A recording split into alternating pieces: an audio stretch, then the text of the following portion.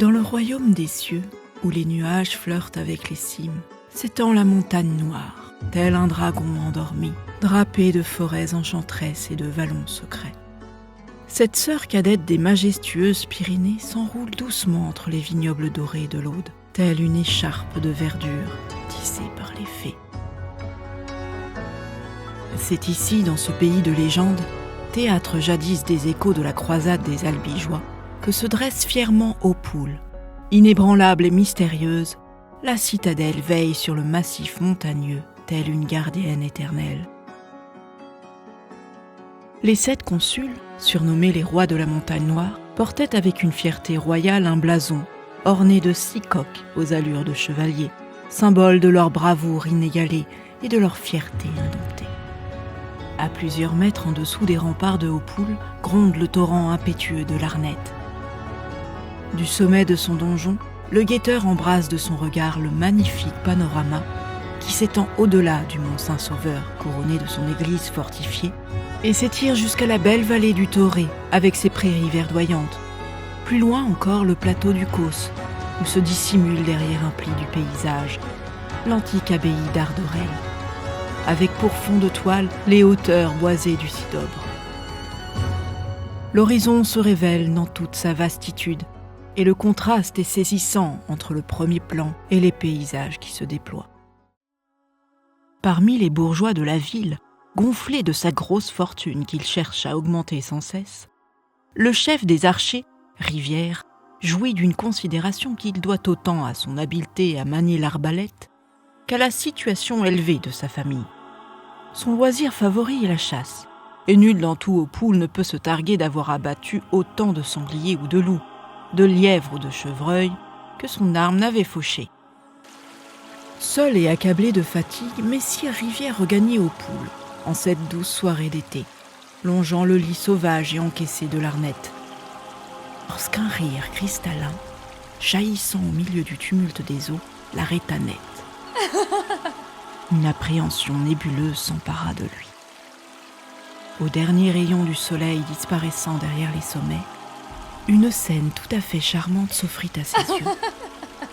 Là, à quelques pas de lui, une jeune femme d'une beauté merveilleuse, les épaules couvertes d'une magnifique chevelure dorée, s'ébattait dans un remous du courant avec une ravissante fillette.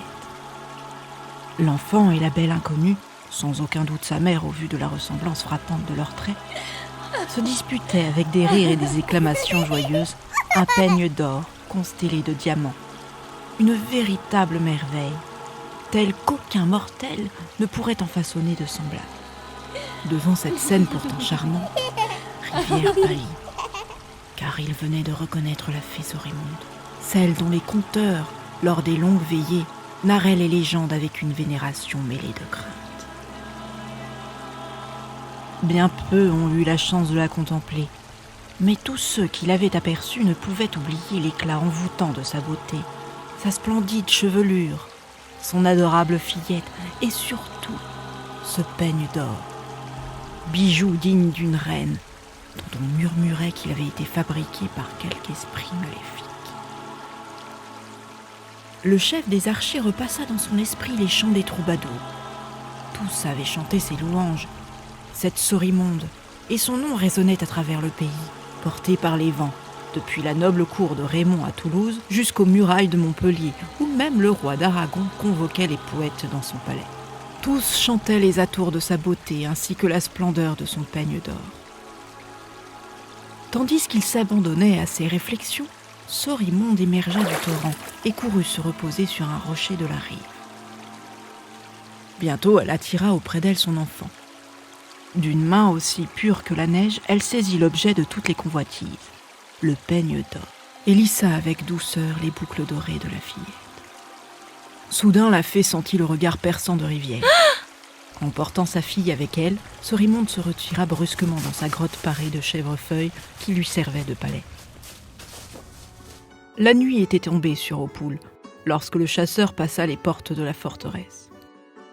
Son esprit était assailli des images de sa rencontre avec Sorémonde, mais ce qui l'obsédait par-dessus tout, ce n'était point la beauté de la fée, ni la grâce de l'enfant, C'était le peigne d'or. Il était tellement obnubilé par cet objet qu'il en perdit le sommeil. L'orgueilleux Rivière se détourna de ses amis et ne prêta plus l'oreille à ceux qui le flattaient. Il perdit même tout intérêt pour la chasse, qui était pourtant sa plus grande passion. Seule l'image du bijou le hantait. Son attitude étrange suscita bien des murmures dans tout Hautpoul, mais Rivière se murait dans son silence, conservant son secret pour lui. Un soir, le visage sombre et rongé par l'anxiété, il se leva brusquement et saisit son arbalète délaissée depuis longtemps. Il sortit de chez lui sans un mot. Tel un fou, il dévala en courant les pentes escarpées surplombées par les sombres remparts de la cité. Il se faufila au milieu des rochers et des buissons qui bordaient le torrent écumeux. Et soudain, il la vit. Encore une fois, dans la douceur du crépuscule, Sorimonde se tenait là. Rivière, résolu, leva son arbalète avec une détermination tranquille, ajustant sa visée avec une précision méticuleuse.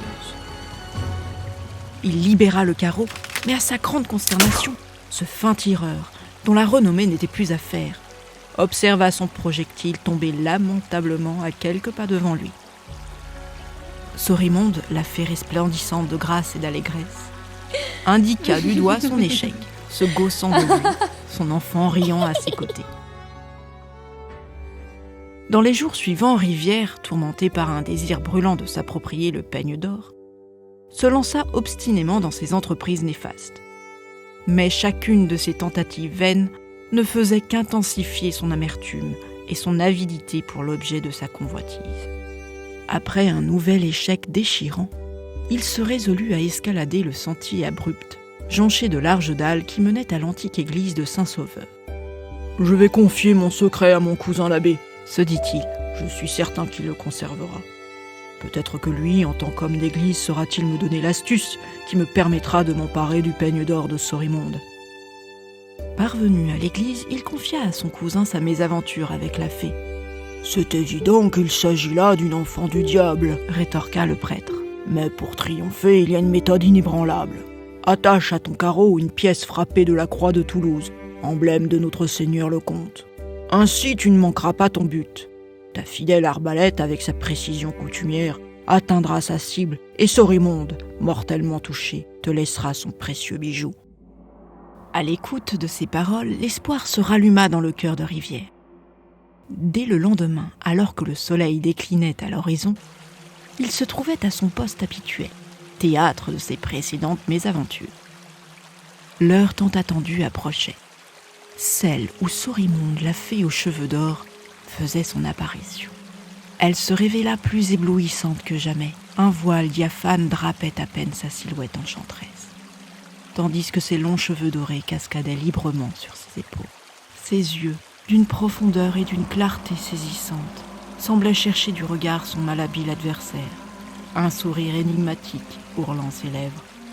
Rayonnante de joie, elle s'avança vers l'eau cristalline du torrent, suivie de près par sa petite fille, une copie parfaite de sa splendeur maternelle. La nuit commençait à tomber, apportant avec elle un frisson de froid. Tenant en main son peigne d'or, Sorimonde appelait son enfant, qui tout à son jeu lui échappait sans cesse. « Dieu tout-puissant, Rivière, c'est le moment décisif, » se dit-il. « Le trésor est à ta portée. » Dans ses yeux brillait une lueur farouche, celle de la convoitise. Il aligna son tir, convaincu de sa réussite imminente, et actionna la détente. Horreur! Un cri déchirant s'éleva. C'était l'enfant qui était touché.